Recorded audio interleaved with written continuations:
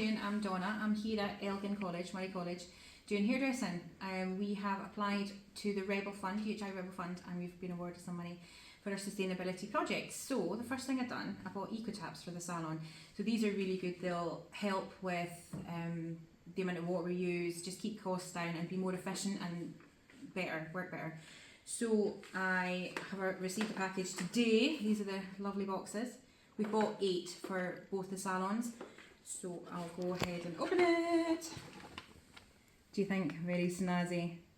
So we've got all the accessories to go with it, the fitting things and stuff like that. So the next thing we're going to do is get them fitted and give them a shot. We are so excited to get them in and used and just kind of get the sustainability project, our work out there. So it's really exciting. So we will upload a photo or video of them in use. Thank you.